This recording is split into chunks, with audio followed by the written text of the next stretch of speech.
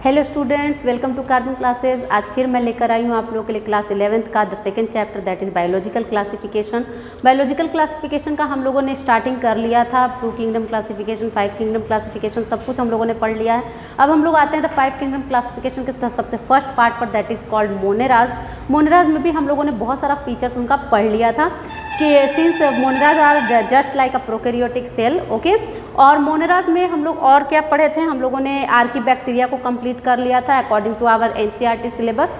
Archaebacteria क्या होते हैं? वो सबसे प्रिमिटिव ऑर्गेनिजम्स थे जो धरती पर आए थे, वो आज के डेट में भी मौजूद है, जिन्हें हम लोग कहते हैं the oldest living fossils, okay.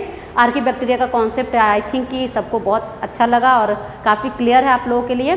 तो आज हम लोग चलते हैं the eubacteria, that is our next topic. तो यू बैक्टीरिया में हम लोग क्या पढ़ने वाले हैं? एक्चुअली में eubacterias are called the true bacterias, okay.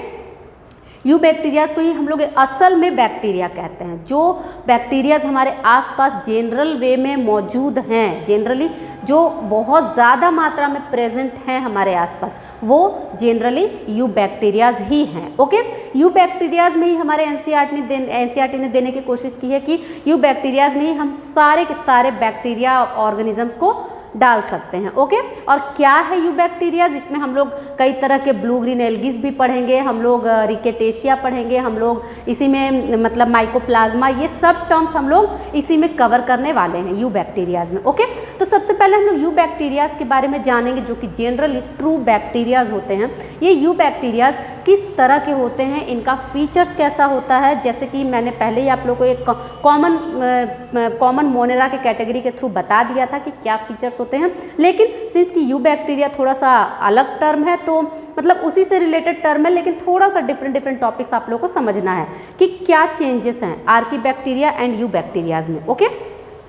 आर्कीबैक्टीरियाज तो कंप्लीट हो ही चुका है। आर्कीबैक्टीरियाज के अलावा अब यू बैक्टीरियाज में हम लोग क्या क्या पढ़ेंगे देख लीजिए। जैसे कि हम लोग पढ़ेंगे मोटेलिटी के बारे में, ओके। मोटेलिटी मीन्स कि मूवेबल है या नहीं है, ओके।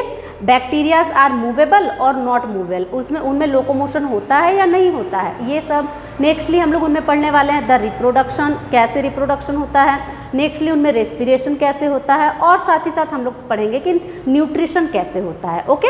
ये सब छोटी छोटी चीज़ें हैं जो हमें इस पूरे टॉपिक में कवर करनी है। एनसीईआरटी में हमारे दिया तो है, लेकिन बहुत ही शॉर्ट वे में दिया है, जिसे हम लोग अभी क्लियर ढंग से समझेंगे कि यू बैक्टीरियाज आखिर में है क्या और किस तरह के होते हैं। हम लोगों ने जनरल वे में बैक्टीरियाज का क्लासिफिकेशन कर लिया था, जो कि शेप के अकॉर्डिंग बस था।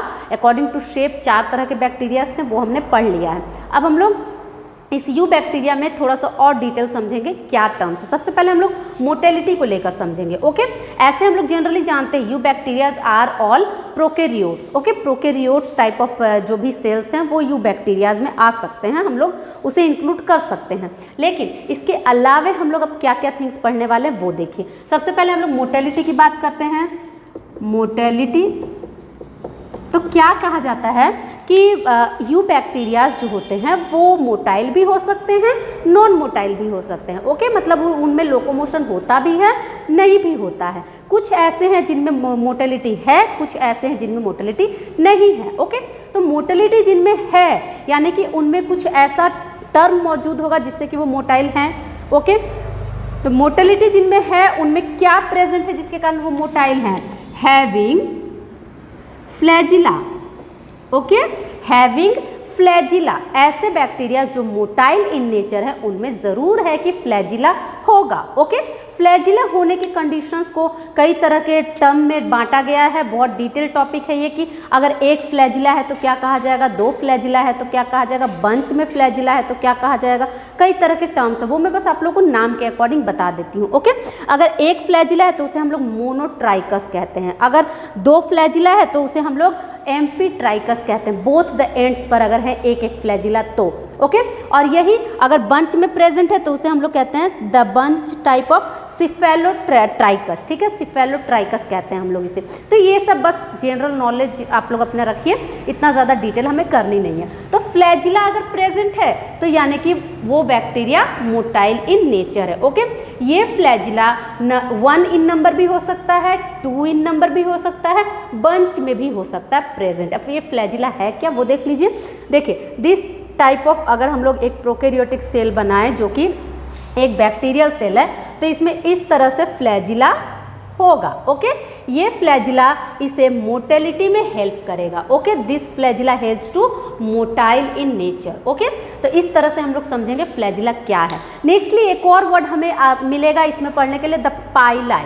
पाइला is also for locomotion but smaller than flagella. जैसे कि फ्लैजिला हमने इतना बड़ा बनाया ना, वैसे पाइलाई क्या होता है, स्मॉलर देन फ्लैजिला। तो बात समझ में आ गई आप लोगों को कि bacterias are motile and even non motile in nature. तो जनरली हम लोग कहते हैं कि बैक्टीरियाज में हम लोग एनिमल्स और प्लांट्स दोनों को डाल सकते हैं। तो एनिमल क्या हो गए, जो मोटाइल हो गए वो एनिमल्स हो गए, जो प्लांट हो गए, जो नॉन मोटाइल हैं वो प्लांट्स हो गए। ओके, कई सारे एग्जांपल्स भी हैं जो मोटाइल विथ फ्लैजिला ऑर्गेनिजम्स हैं, मतलब कि बैक्टीरियाज हैं, that is called for example spirillum bacteria. Spirillum जो कैटेगरी है, मतलब कि जिसे हम लोग कहते हैं the rod shape, the spiral shape जो कैटेगरी है, जिनमें हम लोग कहते हैं सैल्मोनेला टाइफाई, या हमारा एग्जांपल है द स्पिरिलम ट्राइपोनेमा। ये सब नाम हम लोगों ने पहले भी पढ़ लिया है। ये bacteria generally motile in nature होते हैं, इनमें दोनों एंड्स पर फ्लैजिला मौजूद होते हैं। ओके, नेक्स्टली हम लोग एक और वर्ड जानते हैं, that is vibrio cholerae. Vibrio cholerae जो कोलेरा का एजेंट है वो भी मोटाइल इन नेचर होता है। ओके, तो ये सब जिसमें फ्लैजिला मौजूद हैं, और भी बहुत से हैं जिनमें फ्लैजिला नहीं भी मौजूद होते हैं। ओके, नेक्स्टली अब हम लोग चलते हैं, द मोटिलिटी को छोड़ते हैं अब हम लोग यहाँ पर, अब हम लोग द नेक्स्ट टॉपिक पर चलते हैं, दैट इज न्यूट्रिशन। तो न्यूट्रिशन कैसा होता है वो अब देख लेते हैं हम लोग। सॉरी, न्यूट्रिशन नहीं, पहले हम लोग इसका स्ट्रक्चर देखते हैं। Okay, structure of you bacteria, structure of you bacteria. Okay, structure of you bacteria कैसा होता है, किन टर्म्स से मिलके यू बैक्टीरिया बना हुआ है। ओके, तो ये तो हम लोग ऐसे भी पहले भी जानते हैं, लेकिन अभी थोड़ा डिटेल हमें पढ़ना है क्योंकि इस पर हमारा क्वेश्चन आता है नीट में। ओके, तो देखिए हमारे एनसीईआरटी ने हमें दिया है एक लाइन, एक sentence, that is though the bacterial structures is very simple they are very complex in behaviour. Okay, since मतलब कहा जाता है कि इनका स्ट्रक्चर काफ़ी सिंपल है, लेकिन इनका बिहेवियर बहुत डिफरेंट है। ओके, इनका बिहेवियर बहुत ही कॉम्प्लेक्स है। क्या कहा जाता है, क्योंकि इनका स्ट्रक्चर बहुत ज़्यादा सिंपल है। अगर हम लोग अपने आप से तुलना करें बैक्टीरिया की तो बहुत ज़्यादा ही सिंपल है ना हमसे, क्योंकि हमारा बॉडी तो ऑर्गन सिस्टम लेवल पर है और उनका बॉडी तो अभी तक सेलुलर लेवल पर भी समझिए कि कंप्लीट नहीं है, अनडेवलप्ड है। ओके, तो काफ़ी सिंपल स्ट्रक्चर है इसका, लर्निंग एकदम आसान है इसका पढ़ना, और सिंपल स्ट्रक्चर होने के बावजूद इनका बिहेवियर काफ़ी ज़्यादा कॉम्प्लेक्स होता है। ओके, जिसके कारण ये सर्वाइव कर पाते हैं ईजिली। तो देखिए क्या है इनका स्ट्रक्चर। इनका स्ट्रक्चर हम लोग इसी तरह से एक बैक्टीरिया सेल बनाते हैं। Okay, that is a bacterial cell. इसमें क्या है कि एक इसका बाहर का जो हम लोग कहते हैं that is cell wall present है, and also it has a outer covering which is called glycocalyx. Okay, the new word for you, that is called the glycocalyx. Okay, glycocalyx क्या है, ग्लाइकोकैलिक्स एक चिपचिपा सब्सटेंस होता है जो capsule बनाता है। ओके, कैप्सूल, इसे हम लोग क्या कहते हैं, ये क्या बना रहा है, कैप्सूल ऑफ बैक्टीरिया बना रहा है। ये बैक्टीरिया को हाफली कवर किए हुए रहता है, capsule part. Okay, capsule. Then the next one is cell wall. Cell wall किसका बना हुआ है, आप लोग को पहले ही मैंने बता दिया, the peptidoglycan. Okay, peptidoglycan. Nextly इसका जो सेल मेम्ब्रेन है वो किस चीज़ का बना हुआ है, cell membrane is made up of lipoprotein. Okay, just like eukaryotic lipoprotein.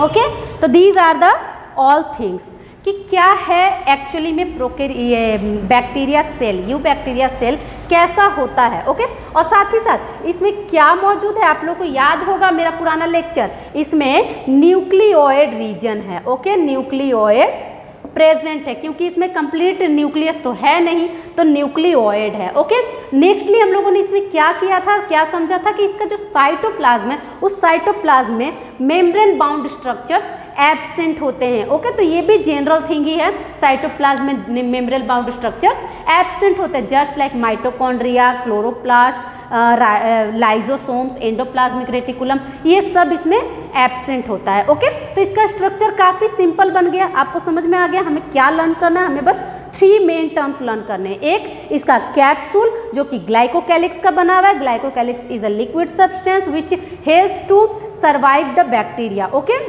मतलब ग्लाइकोकैलिक्स एक ऐसा चिपचिपा सब्सटेंस है जो इसे मदद करता है बचाव में। ओके, किसी भी कठिन से कठिन परिस्थिति में इसे बचाने में मदद करता है। तो ग्लाइकोकैलिक्स बहुत इंपॉर्टेंट टर्म है हमारा, जो क्या बना रहा है, कैप्सूल बना रहा है, nucleoid, cell wall and cell membrane, ये सारा टर्म्स हमें इसमें स्ट्रक्चर में पढ़ना है। ओके, और अगर किसी यूकेरियोटिक बैक्टीरिया में फ्लैजिला मौजूद है तो हम उसे भी मेंशन करेंगे कि फ्लैजिला प्रेजेंट होता है। Okay, that is a flagella. समझ में आया the structure of you bacteria और प्रोकैरियोट। ओके, ये हो गया। नेक्स्टली अब हम लोग करने वाले हैं the next term, that is the nutrition. Nutrition किस तरह का होता है? न्यूट्रिशन जो है, इसके लिए हमारे एनसीईआरटी ने काफ़ी सारे टर्म्स दिए हैं, उसे हम लोग अच्छे से समझेंगे। जैसे कि फोटोसिंथेटिक होता है, जैसे कि केमोसिंथेटिक होता है, ये सारा टर्म्स हमारे एनसीईआरटी ने हमें दिया है। तो क्या है न्यूट्रिशन का वे, क्या है इनका वे ऑफ न्यूट्रिशन है ऑटोट्रॉप्स। साथ ही साथ हम लोग ये भी जाने कि इनका बिहेवियर काफ़ी ज़्यादा कॉम्प्लेक्स है, यानी कि ये हर तरह का न्यूट्रिशन करता है। ओके, जस्ट लाइक सबसे फर्स्टली ऑटोट्रॉप,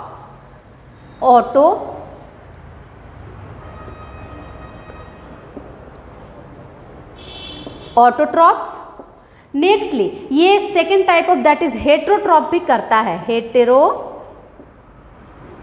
न्यूट्रिशन भी करता है। ओके, ये हेटेरोट्रॉप के रूप में भी होते हैं और ऑटोट्रॉप के रूप में भी होते हैं। और साथ ही साथ क्या हम लोग इसमें डिटेल जानेंगे तो देख लीजिए।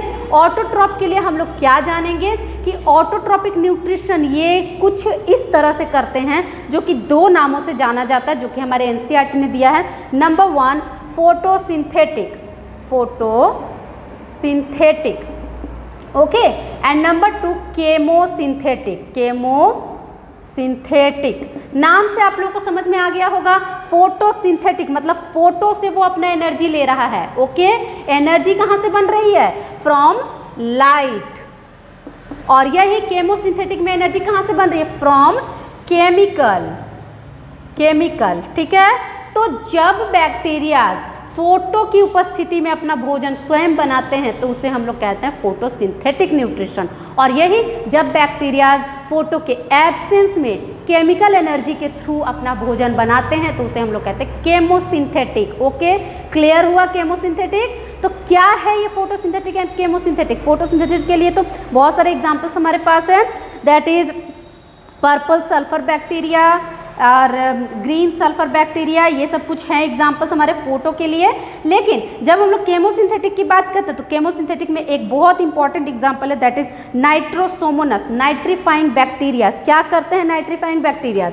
केमोसिंथेटिक के लिए एग्जाम्पल है nitrifying bacterias. Okay, nitrifying bacteria जिसे हम लोग नाइट्रोसोमोनस के नाम से जानते हैं, ये करते क्या हैं? ये नाइट्राइट बनाते हैं, सॉइल में नाइट्राइट बनाते हैं, एक केमिकल टाइप ऑफ सब्सटेंस जिससे वो अपना एनर्जी लेकर फिर वो अपना भोजन बनाते हैं। ओके, तो ये है कुछ टर्म्स केमोसिंथेटिक का। नेक्स्टली हम लोग अब करते हैं the heterotrophs. Okay, heterotrophic nutrition. Heterotrophic क्या है न्यूट्रिशन? देखिए, हेटेरोट्रॉपिक न्यूट्रिशन इसमें किस तरह से होता है? ये कई तरह से होता है, दैट इज सैप्रोफाइटिक भी होता है, पैरासिटिक भी होता है। ओके, सैप्रोफाइटिक, नेक्स्ट पैरासिटिक, हर तरह का ये न्यूट्रिशन शो ऑफ करते हैं। तो saprophytic nutrition just in bacillus vulgaris, मतलब ये सड़ी गली चीज़ों से अपना न्यूट्रिशन लेते हैं। ओके, पैरासिटिक न्यूट्रिशन किस में दिखाई देता है? Just in Mycobacterium tuberculosis.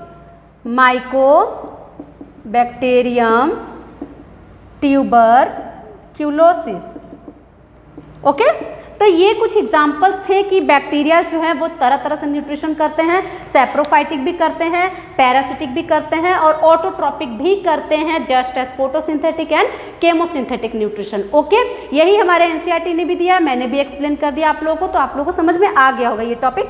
Nextly अब हम लोग करते हैं, इनका एग्जाम्पल्स हमें बहुत ज़रूरी है लर्न करना। ओके, एग्जाम्पल्स लर्न कर लीजिएगा तो काफ़ी आसान हो जाएगा आप लोग के लिए।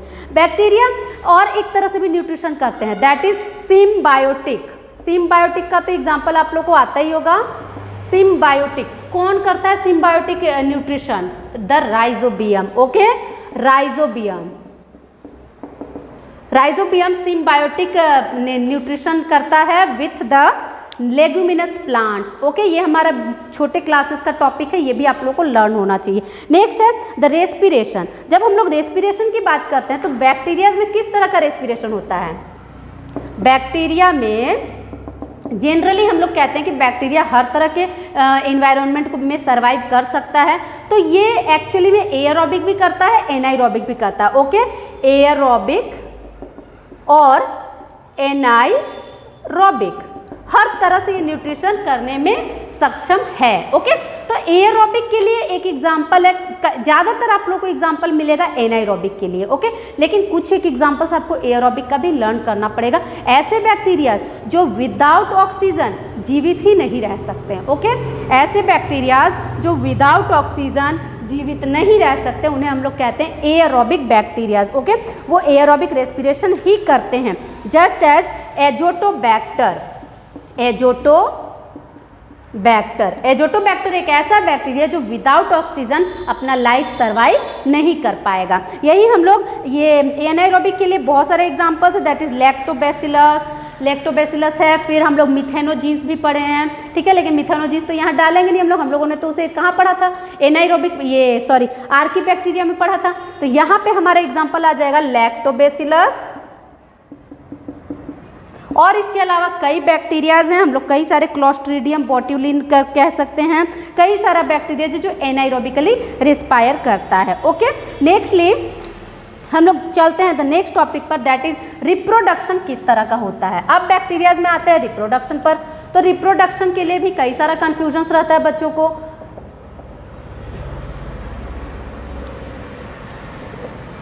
रिप्रोडक्शन, तो रिप्रोडक्शन के लिए क्या है टर्म्स हमारा? रिप्रोडक्शन बैक्टीरियाज में एसेक्सुअल भी होता है और साथ ही साथ गैमेट रिकॉम्बिनेशन भी होता है। ओके, क्या क्या होता है? The asexual and gamete recombination. Okay, दोनों तरह का रिप्रोडक्शन बैक्टीरियाज शो ऑफ करते हैं। ओके, एसेक्सुअल के लिए क्या है? एक सिंपल सा टर्म जैसे कि बाइनरी फिशन और बाय एंडोस्पोर। ठीक है, क्या है? एसेक्सुअल में बाय बाइनरी फिशन और bye endospore.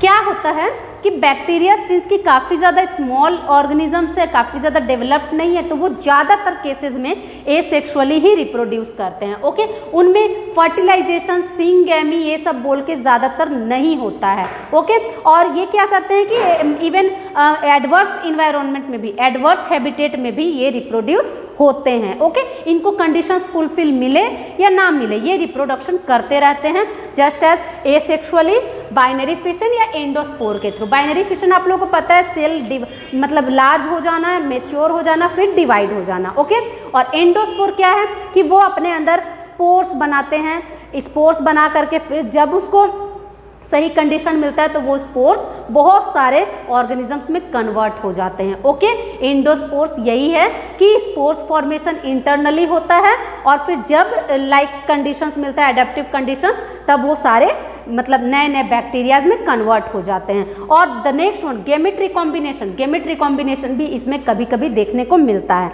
Okay, gamete recombination मतलब गैमेट्स का फ्यूशन होना। ओके, इस तरह से भी इसमें कभी कभार होता है, तो इसलिए इसे भी हम लोग मेंशन करते हैं इस केस में कि बैक्टीरियाज में एक्चुअली में रिप्रोडक्शन भी तरह तरह से होता है और इन सब को हम लोग अच्छे से मेंशन करते हैं। तो इस तरह से हम लोग जाने कि बैक्टीरियाज में हर तरह का बिहेवियर थोड़ा सा कॉम्प्लेक्स है। ओके, और अदर ऑर्गेनिजम्स के लिए हम लोग यूज़ करते हैं किसी एक या दो टर्म्स के लिए, मतलब बहुत सिंपल वे में हम लोग उसको डिफाइन कर सकते हैं, लेकिन बैक्टीरियाज के लिए हर एक थिंग को डिफाइन करना जरूरी है। ओके, क्योंकि इसका न्यूट्रिशन भी कॉम्प्लेक्स है, इसका रिप्रोडक्शन भी कॉम्प्लेक्स है, साथ ही साथ इसका बॉडी ऑर्गेनाइजेशन तो काफ़ी सिंपल है, लेकिन ये सारे प्रोसेसेस काफ़ी कॉम्प्लेक्स हैं इसमें। ओके, तो बैक्टीरियाज में हम लोग आज के लिए इतना ही रहने देते हैं। नेक्स्ट वीडियो में हम लोग शेयर करेंगे अपना the blue green algae, the cyan और the economic effect of bacterias. Okay, bacterias हमारे लिए कैसे हार्मफुल है, कैसे हेल्पफुल है, ये सब हम लोग अपने नेक्स्ट वीडियो में मेंशन करेंगे। ओके, आज के लिए इतना ही। Thank you.